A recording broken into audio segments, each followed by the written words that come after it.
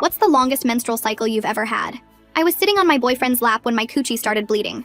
Silas helped me put a tampon in, but I soaked through it in just 20 minutes. We rushed to the ER, and when I bled through the examination table paper 3 times, they insisted on keeping me overnight. The hematologist actually said, "This shouldn't be possible," while I just sat there shaking. The ride home was silent except for my apologies every time we hit a bump and I felt another gush. For 2 weeks, he kept making me these protein smoothies every morning, packed with iron for the blood loss. But the bleeding somehow got worse, and I was soaking through overnight pads in 30 minutes. When I mentioned this to Silas, he got defensive and said I was being ungrateful. His voice had this edge that made me shut up immediately. By day 23, I was going through a box of super tampons every 2 days. Silas had started this weird notebook, writing down timestamps and flow levels, and when I asked what it was for, he said documentation, in this flat voice that made my skin crawl. I'd catch him staring at me sometimes with this expression I couldn't read, like he was waiting for something. My mom stopped inviting me over after I bled through her couch, and the way she looked at me, like I was diseased, still makes me want to cry. The gynecologist prescribed birth control pills to stop the bleeding, but they made it 10 times worse. And when I called Silas crying from the bathroom floor, he seemed almost excited, asking about the color and consistency. That's when Relina, his ex-girlfriend, messaged me on Instagram. My hands were trembling as I read, "We need to talk about Silas. It's about your bleeding." We met at a coffee shop where she pulled up medical records on her phone showing she'd had unexplained bleeding for 2 months. "It started right after Silas began making me breakfast smoothies," she said. "It stopped the day I left him." But I noticed she kept shifting uncomfortably in her seat the same way I did when I felt another gush coming. When I confronted Silas that night, my voice shaking with rage and fear, he broke down sobbing. He admitted he'd been crushing Plan B pills into my smoothies because I'd mentioned wanting kids someday, and he wasn't ready. I had to grab the counter to stop myself from collapsing, but there was something wrong. That was 3 months ago. The bleeding should have stopped weeks ago, according to every medical website I frantically searched. He moved out immediately, grabbing that notebook like it was precious, and I was too exhausted to stop him. Day 65 came with blood still pouring out of me. Relina finally admitted she'd lied about it stopping, pulling adult diapers from her purse. A few weeks later, I was buying pads at the pharmacy when I ran into Silas. He was already with his new girlfriend, Emily. The way he smirked made bile rise in my throat, especially when I saw Emily buying iron supplements. The detective I'd finally convinced to investigate called me 2 weeks later. They'd found Silas's search history from before he met any of us. Hundreds of searches about permanent menstruation, and medical journal articles about untraceable poisons that trigger endless hemorrhaging. I threw up after that call, dry heaving over the toilet. His mother reached out after hearing about the investigation. When we met, she lifted her shirt slightly to show me her adult diaper, whispering Silas's father had done this to her 30 years ago. Her eyes were so empty when she said 30 years, I actually whimpered. When the day of the court case finally arrived, Silas's lawyer argued it was merely heavy periods, not assault. The prosecutor said they couldn't prove attempted murder, so he was let out scot-free. Update. Day 98 now, and I sleep in the bathtub because it's easier than destroying more sheets. Last night, I found his old laptop hidden in the closet. Videos of him practicing crushing different pills, perfecting the dose. In one video from 4 years ago, I heard him say, "She won't even know until it's too late to trace." I printed everything and drove to his new apartment with my own plan forming. Emily answered the door already pale.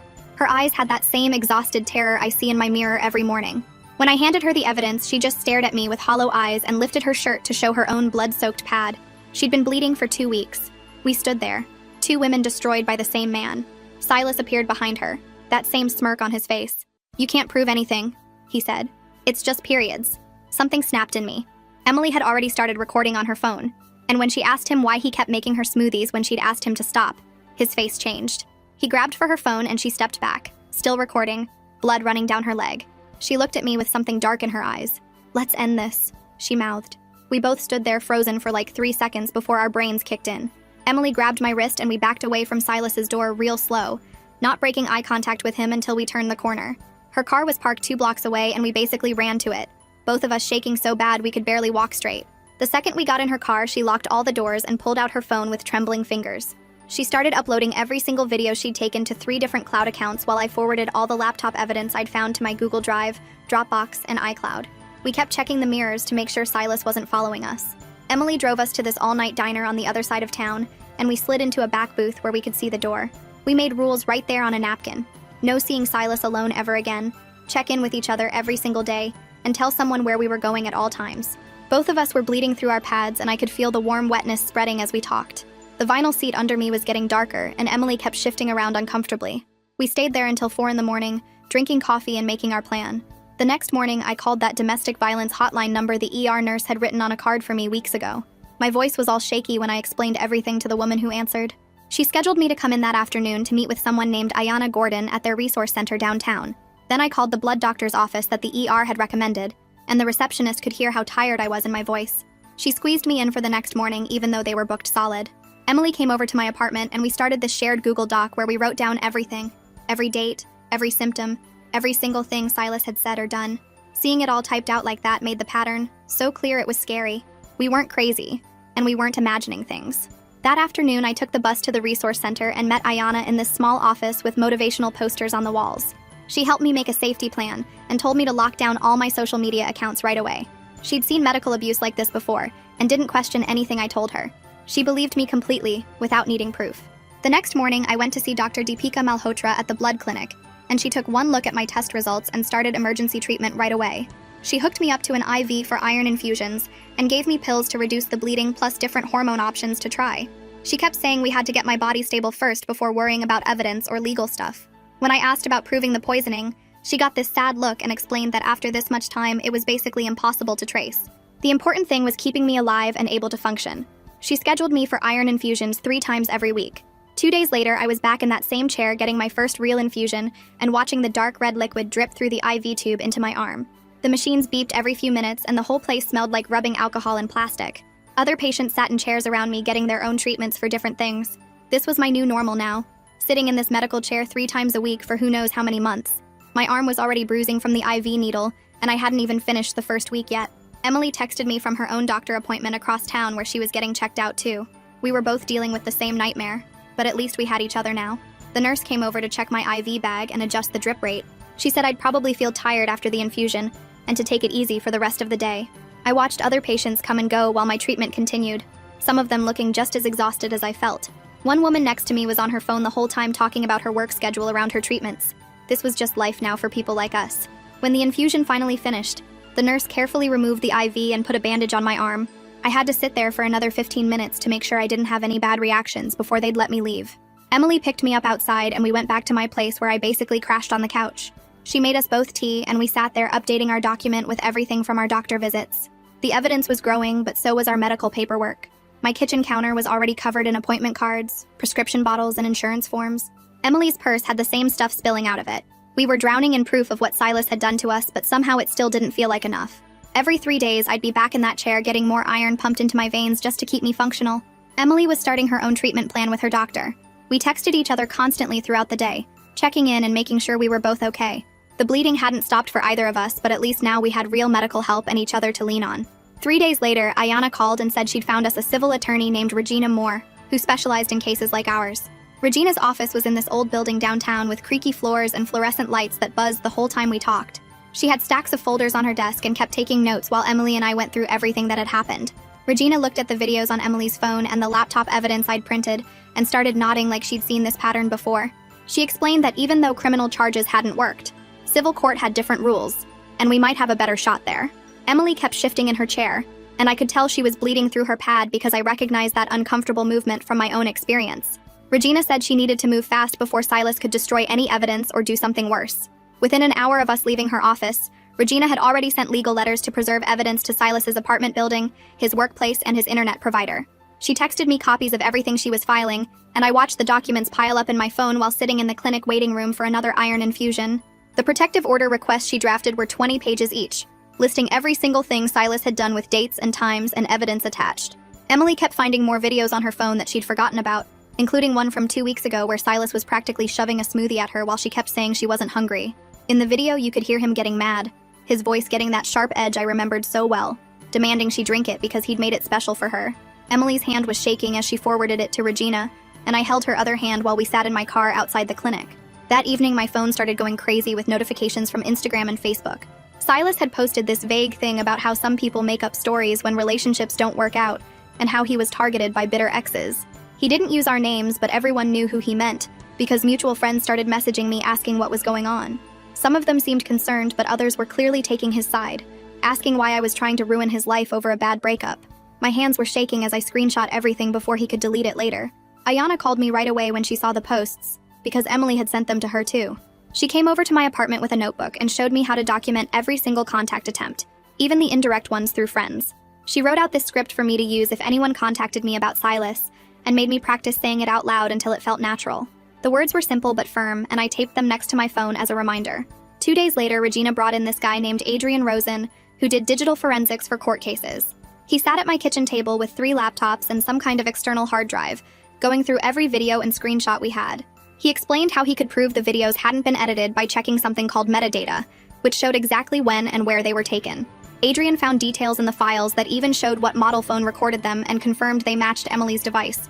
He typed up this technical report that was 15 pages long with charts and timestamps and digital signatures that meant nothing to me, but Regina said would matter in court. The whole time he worked, I kept having to excuse myself to change my pad because the stress was making the bleeding worse. Dr. Malhotra had warned me that might happen, but knowing it didn't make it easier to deal with. When I went back to see Dr. Malhotra that week, she said we needed to try something more aggressive than just the iron infusions. She explained that hormonal suppression might help reduce the bleeding without needing surgery, which sounded better than getting cut open. We went through all the options and side effects, and for the first time in months, I felt like I had some control over what was happening to my body. She prescribed these pills that I had to take every 8 hours exactly, and said it might take a few weeks to see improvement. Taking those pills felt like fighting back somehow, like I was finally doing something active instead of just bleeding and waiting. Emily texted me that night in a panic, because she was still living with Silas and had nowhere else to go. Her family lived across the country, and she couldn't afford to just leave her job and start over somewhere else. She'd hidden a second phone in her car that automatically uploaded everything to the cloud because she was scared Silas would find her main phone and delete the evidence. Every time he made her a smoothie now, she was secretly recording, even though it made her sick with fear that he'd catch her.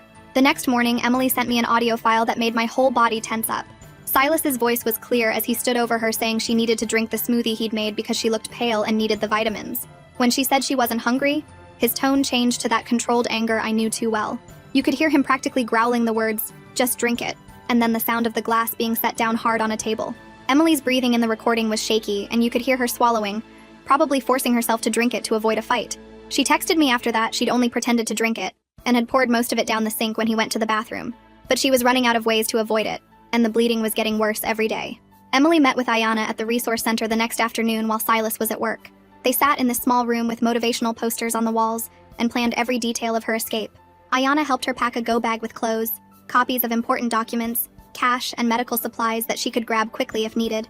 They set up a code word with Emily's friends so she could call for help without Silas knowing what she meant. The plan was for Emily to leave while he was at work in 2 weeks, after she got her next paycheck and could afford a deposit on a new place. 3 days later, Emily started taking pictures of everything with her phone. She'd snap photos of the receipts from the grocery store next to the smoothies Silas made her, creating this timeline of when he bought what ingredients and when he served them to her. Her hands shook every time she did it, but she was getting more careful about documenting everything while still living with him. She'd pretend to be texting while actually photographing the glasses he gave her and the way he watched her drink them. The next morning, when she tried to skip the smoothie saying she wasn't hungry, Silas got this look on his face that made my stomach drop when she described it later. He slammed his hand on the counter and called her ungrateful for not appreciating how he took care of her. His exact words were, "You're being crazy and paranoid just like my ex," which Emily immediately texted to me while hiding in the bathroom. She sent me screenshots every few minutes of him pacing outside the bathroom door, asking if she was okay in there. I told her to stay strong and keep recording everything which she did by turning on voice memos on her phone. 2 days after that, Emily went to urgent care by herself because the bleeding was getting so bad she could barely stand up straight. The nurse who examined her asked a bunch of questions about her home life, and when Emily mentioned how Silas kept pushing drinks on her, the nurse wrote something down in her chart. Emily saw her type, "partner pressuring patient about food and drink intake," into the computer, which felt like the first time a medical professional was taking this seriously. The nurse gave her extra pads and told her to come back if things got worse, but also slipped her a card for a women's shelter just in case. Emily hid that card in her shoe and walked out feeling like someone finally believed something was wrong. The next week, while Silas was at his job, Emily met up with Ayana at the courthouse to file for an emergency protective order. Ayana helped her fill out all the paperwork, explaining each section, and making sure Emily included every detail about the forced smoothies and the bleeding, and his anger when she refused to drink them. The clerk at the window took one look at the forms and rushed them to a judge who signed the order immediately without even needing a full hearing. Emily's hands were shaking, so bad she could barely sign her name on the documents. That evening around 7 o'clock, building security knocked on their apartment door while Emily watched from behind the couch. Silas answered all confused, and the security guard handed him the protective order papers, telling him he had 15 minutes to pack his stuff and leave. Emily could hear him yelling about how this was his apartment too, but the security guard just stood there waiting. Silas grabbed a bag and threw clothes in it while cursing under his breath, and Emily stayed hidden until she heard the door slam. She watched from her window as he stormed off down the street, his face red with anger. The security guard came back up to check on her and said they'd put his photo at the front desk, so he couldn't get back in the building. Emily thanked him, but she knew she couldn't stay there much longer.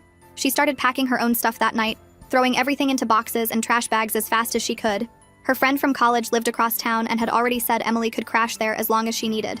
Emily changed all her routines too, taking different buses to work and shopping at different stores so Silas couldn't find her. Losing her apartment hurt because she'd lived there for 3 years and had made it feel like home, but being safe was worth giving that up. The next Monday, Emily went to HR at her office with copies of the protective order and all her documentation. The HR lady's face got more and more serious as she read through everything, then pulled up something on her computer and turned the screen so Emily could see it. There were 2 previous complaints from women who used to work there about Silas making them uncomfortable when he'd come to pick Emily up from work.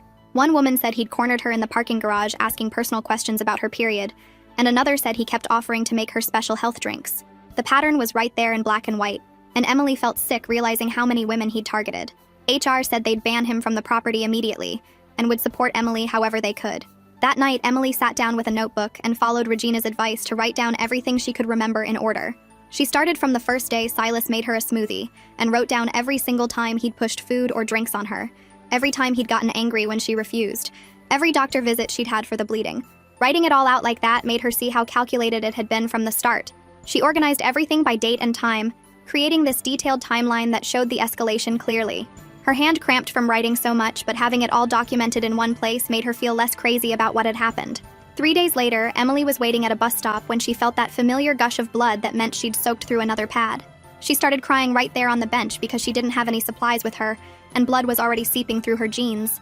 A woman sitting nearby noticed and immediately dug through her purse, pulling out a whole pack of overnight pads and pressing them into Emily's hands. Emily tried to thank her, but just started sobbing harder at this small kindness from a stranger who didn't even know her story. The woman rubbed her back and said she'd been there too, that it gets better, and stayed with Emily until the bus came. That afternoon, Emily went to Regina's office to sign an affidavit and officially join the civil case with me.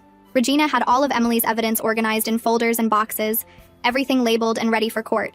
Emily's signature on those papers was shaky but determined, because she was done being scared and wanted to help make sure Silas couldn't do this to anyone else. Regina said having 2 plaintiffs made the case much stronger, and with all the documentation we had, she felt confident we could at least get some justice even if criminal charges hadn't stuck before. Emily looked at me across that conference room table, and we both knew this was just the beginning of a long fight, but at least we were fighting it together now. 2 days after that meeting with Regina, my phone buzzed with a text from Relina saying she'd been going through old boxes in her storage unit and found something that might help.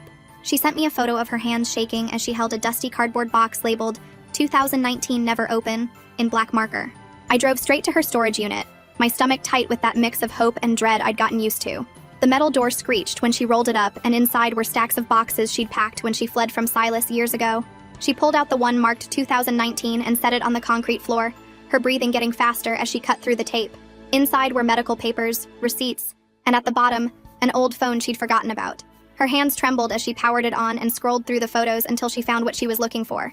There it was, a clear photo of Silas's notebook from when they were together, showing dates and times next to notes about her blood flow levels in his weird, neat handwriting. She'd taken the picture during one of their fights when he left it on the kitchen counter, something making her document it even though she didn't understand why at the time. The photo showed entries going back months with detailed notes about flow intensity, color, and her reactions to different foods he made her. Looking at it made both of us feel sick, because it was proof he'd been doing this for years, perfecting his methods. Relina immediately forwarded the photo to Regina, and then called her old gynecologist's office to request certified copies of her medical records from 2019. The receptionist recognized the urgency in her voice when Relina explained it was for a legal case, and promised to rush the request through their system. While we waited in that cold storage unit, Relina told me how Silas used to say documentation in that same flat voice when she asked about the notebook, like she was some kind of lab rat he was studying.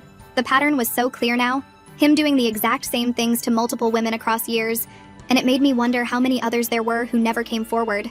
Relina pulled up Silas's mother's social media profile on her phone and sent her a message asking if they could talk again because she suspected there might be more evidence going back even further. The message was careful and polite, but you could feel the urgency underneath the words. That weekend, Relina went to a support group meeting for abuse survivors that Regina had recommended, sitting in a circle of folding chairs in a church basement. The other women there had been through different kinds of abuse, but they all understood the importance of documentation and evidence. One woman explained how multiple victims filing parallel civil complaints made each individual case stronger because it showed a clear pattern of behavior. Another survivor who'd won her case gave Relina tips about recording her statement, saying to hold up that day's newspaper for timestamp verification and speak slowly and clearly about specific incidents. Relina took notes on her phone, typing quickly as different women shared what had worked in their cases. The next morning, she set up her phone on a tripod in her living room and recorded herself holding up the Sunday paper with the date visible. She spoke for 23 minutes straight, detailing every single thing she remembered about Silas's behavior, from the smoothies to the notebook, to the way he'd get angry when she questioned him. Her voice stayed steady even when she described the worst parts, like when she bled through her clothes at work and had to quit her job from the shame. She uploaded the video to 3 different cloud services and sent the links to Regina immediately. Despite knowing she'd face backlash from people who knew Silas, Relina agreed to be named publicly in our legal filing instead of staying anonymous like she could have chosen. She said seeing Emily and me fighting gave her the courage she'd been missing for years. Regina added Relina's evidence to our case file, organizing everything into a timeline that showed the pattern spanning almost 5 years. Meanwhile, someone leaked our case files to Peter Young, an investigative journalist who'd written about medical abuse cases before. Peter had won awards for exposing a doctor who'd been secretly sterilizing patients, so he recognized the seriousness of what we were dealing with immediately. His editor approved him pursuing the story after reviewing the evidence we'd collected, especially the photos of Silas's notebook and Emily's videos. Peter reached out to me through an encrypted email service, being careful and professional about how he approached the situation. He explained that his legal team needed to review everything before publication, but that he wanted to hear our stories directly from us. His email had links to his previous work, so we could see he was legitimate and had handled sensitive cases with respect before. I forwarded his email to Regina, who said it was our choice. But that media attention often helped cases like ours when the criminal justice system had failed. Emily and Relina both agreed we should talk to him because we wanted other women to know about Silas before he hurt them too. Peter started his investigation by meeting with Ayanna at the resource center on Monday morning. I wasn't there, but Ayanna told me later how he took notes while she explained the pattern. She showed him case files from other women who'd been hurt through medical abuse. These abusers never hit or left bruises, but they caused real physical damage that lasted way longer. Peter's pen moved fast across his notebook as Ayanna described how controlling someone's body through medical harm keeps victims dependent and confused. The abusers can claim they were just trying to help while secretly causing the damage. Peter asked if she'd seen cases with poisoning through food, and Ayanna nodded, pulling out 3 similar files. After leaving the resource center, Peter spent hours at his computer checking every detail from our videos. He found the apartment listings online that matched Emily's place exactly. The building permits showed the same layout we'd recorded. He even tracked down old social media posts that proved when Silas moved in with each of us. Every timestamp on our evidence matched public records perfectly. His editor called him that afternoon, demanding they reach out to Silas before publishing anything. Peter knew this was coming, but it still made him nervous. He spent 2 hours writing questions that wouldn't reveal how much proof we had. Simple stuff like asking about his relationships with us, and if he had any response to allegations of abuse. The editor approved the questions, and Peter picked up his phone. When Peter called Silas the next morning, I could hear about it later from the recording Peter made. Silas answered on the 3rd ring and immediately got defensive when Peter introduced himself. Peter asked his first question about the relationships, and Silas just said no comment. Then Peter mentioned the medical issues we'd reported, and Silas's voice got cold and threatening. He said Peter better be careful about printing lies and that his lawyer would destroy anyone spreading false stories. Peter kept his voice calm and professional, documenting every word and the hostile tone that matched exactly how we'd described Silas's anger. Meanwhile, Silas's mother sat at her kitchen table with a pen and paper. She'd been writing and crossing out words for 3 days now. Every time she tried to put down what happened to her 30 years ago, her hand would start shaking. She'd write about how her husband made her special drinks every morning, how the bleeding started slow then got worse, how he'd watch her with that same look Silas had. She folded the letter and unfolded it 20 times before finally calling Regina's office. The receptionist scheduled her for Thursday afternoon. When Thursday came, she drove to Regina's office 40 minutes early and sat in her car practicing what to say. Regina met her in the lobby and led her to a private room with soft chairs. Silas's mother asked what would happen if she spoke up after all these years. Regina explained she could give a statement without going public, or she could be an unnamed source, or she could fully participate if she felt safe enough. Regina said they'd protect her privacy as much as legally possible. That weekend, Silas's mother went to 3 different stores before finding a fireproof safe. The clerk at the 3rd store helped her pick one with a good lock. She drove home and spent the afternoon organizing 30 years of medical records into labeled folders, hospital bills from the bleeding, photos she'd hidden of the blood-soaked sheets, a journal from back then with dates and symptoms. She put everything in the safe and hid it in her closet behind old coats. The next time she met with Regina, she brought one specific memory that had been haunting her. She described how her husband would get angry when she complained about the bleeding.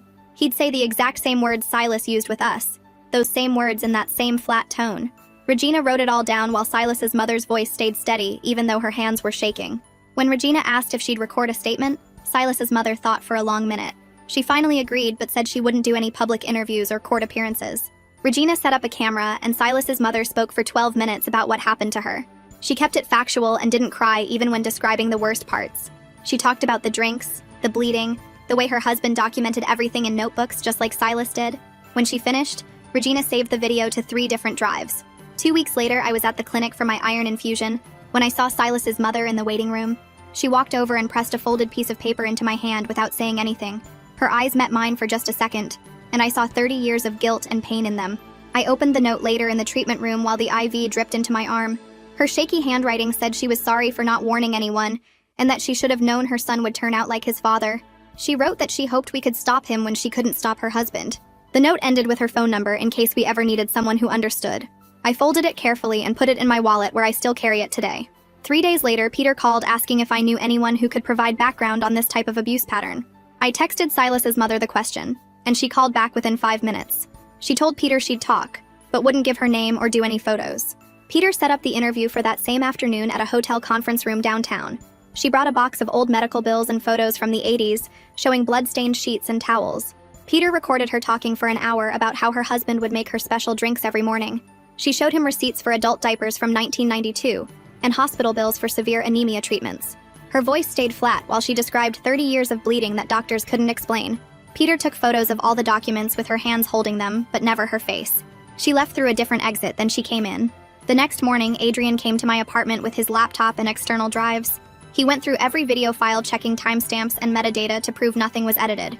He printed out reports showing the exact dates and times each video was created. Emily came over too, and Adrian checked her phone recordings the same way. He found hidden data showing Silas had tried to delete some files, but they were still recoverable. Adrian spent 4 hours creating a detailed report with technical proof that everything was real. He made 3 copies on different drives and gave one to Regina.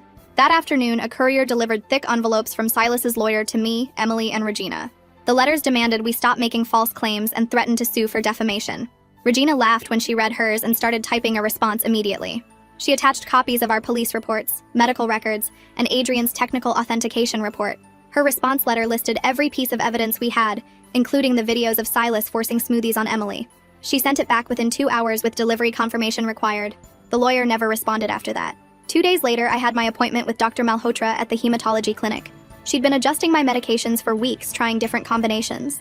This time, she added a new hormone blocker that had to be taken exactly every 8 hours. She showed me how to set phone alarms so I wouldn't miss a dose. The nurse taught me how to give myself iron shots at home between the IV treatments. Within 3 days, the bleeding went from soaking a pad every hour to just heavy spotting. I actually cried in the shower when I realized I could stand up without feeling a gush. Dr. Malhotra called it a small miracle, but said we'd probably need months more treatment. Friday morning, I woke up to 20 text messages from friends sending me a link. Peter's article was on the front page of the city newspaper's website. The headline read, "Pattern of medical abuse spans 3 generations," with a photo of bloody medical supplies. He'd interviewed 3 doctors about how someone could use Plan B to cause endless bleeding. The article included parts of our affidavits without using our full names. It described Silas's search history, and quoted the detective saying they couldn't prove criminal intent. Peter included a sidebar about warning signs of medical abuse in relationships. The comments section filled with women sharing similar stories about partners controlling their medical care. By noon, the article had been shared 8,000 times. My phone buzzed with a text from Emily saying Silas's work had called her asking questions. His company put out a statement that afternoon saying he was on administrative leave pending investigation. The HR director called me directly asking if I'd provide documentation for their internal review. I sent them the police reports and protective order paperwork that same day. Emily forwarded emails showing Silas's boss wanted all his company devices returned immediately. Security escorted him out of the building, according to a coworker who texted Emily. It wasn't jail, but watching him face real consequences felt like breathing fresh air. Saturday afternoon, Emily got a Facebook message from someone named Sarah who'd read the article. Sarah's sister had been bleeding for 6 weeks and her boyfriend always made her breakfast. Sarah recognized the pattern from our story and wanted advice on getting her sister help. Emily spent 2 hours on the phone with Sarah explaining what to document and which resources to contact. She gave her Ayana's number at the Domestic Violence Center. Sarah texted later that her sister had agreed to go to the ER and get tested. Our story was helping other women see what was happening to them. Sunday evening, I was watching TV when my phone rang from an unknown number. The voice was muffled, but I recognized Silas immediately when he said my name. He started saying I'd ruined his life and needed to drop the charges. I hung up and called Regina right away. She told me to save the call log and write down everything he said. She forwarded it to the police within 10 minutes with a note about protective order violation. The officer who called back actually seemed to care this time. He filed a report and said they'd investigate the number. Monday morning, Ayana picked me up for our hearing preparation session. We went to a quiet room at the courthouse where she'd reserved space for practice. She had me sit in the witness chair while she asked the questions the judge might ask. We went over dates and times until I could recite them without thinking. She taught me to pause before answering to make sure I understood each question. We practiced staying calm even when she asked harsh questions like Silas's lawyer would. She showed me where to look and how to speak clearly into the microphone. We spent 3 hours going through different scenarios. Ayana reminded me to stick to facts and avoid saying what I thought Silas was thinking. By the end, I felt ready, even though my hands shook thinking about seeing him. The hearing was set for Wednesday at 9 in the morning. Wednesday morning came fast, and I threw up twice before leaving for court, my hands shaking so bad I could barely button my shirt. The courtroom smelled like old wood and floor cleaner when we walked in, and seeing Silas sitting at the other table made my stomach flip. Adrian went up first with his laptop and folders full of printouts, explaining to the judge how video files have hidden data that shows when they were made, and if anyone changed them. He pulled up Emily's videos on the screen and pointed to all the technical stuff that proved they were real, while Silas's lawyer kept interrupting to say none of this mattered for a protective order hearing. The judge wrote notes the whole time and actually leaned forward to see the screen better, asking Adrian to explain one part again about the metadata timestamps. When it was my turn to testify, I had to grab the rail to steady myself walking to the witness chair. I stuck to the facts like Ayana taught me, listing dates and times and what happened without guessing why Silas did anything. I showed the judge photos of my blood-soaked sheets and the receipts for boxes of tampons and pads, my voice only cracking once when I mentioned sleeping in the bathtub. The judge asked me how many days I'd been bleeding, and when I said 143, several people in the gallery gasped. Emily came up next and played the audio from her phone where Silas was telling her to drink the smoothie, his voice getting sharper when she said she wasn't hungry. The whole courtroom went quiet listening to him say, "Just drink it," in this cold voice that made my skin crawl all over again. People shifted in their seats, and I saw one woman in the gallery touch her stomach like she felt sick. The judge's face got harder, and she asked Emily to play it one more time, taking notes about the exact words Silas used. Then came the part where Silas had to answer questions, and his lawyer tried to keep him calm, but you could see him getting mad. The lawyer asked him about the smoothies and why he made them, and Silas started talking faster and louder about how we were making a big deal out of nothing. Then he said it, just blurted it out while waving his hands around. It was just Plan B. They're overreacting about some pills. The whole courtroom went dead silent, and even his lawyer's mouth dropped open. The court reporter asked him to repeat what he said, and Silas realized what he'd done, his face going white. The judge took off her glasses and stared at him for a long moment before calling a recess. We sat in the hallway for 20 minutes while the lawyers talked to the judge in her chambers, and when we came back in, the judge looked even more serious. She granted Emily and me protective orders for a full year, telling Silas that if he came within 500 feet of us or tried to contact us in any way, he'd go straight to jail. She said the criminal prosecutor's office would be getting a transcript of today's hearing, and they could decide about filing new charges. Silas had to turn in any weapons he owned within 48 hours, and the bailiff walked him out first, so we wouldn't have to pass him in the hallway. The next morning, I met with Dr. Malhotra at her office, where she laid out all my options on her desk like a menu.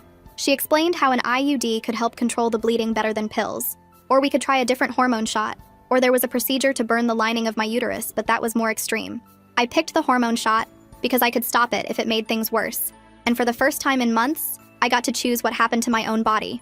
She gave me the first shot right there in the office, and scheduled me to come back every month to check my iron levels and adjust the dose. Regina filed our civil lawsuit that afternoon with all three of us listed as plaintiffs, asking for medical costs and pain and suffering damages. She said it would take years to get through the system, but having it on record mattered, and she was working for a percentage, so we didn't need money up front.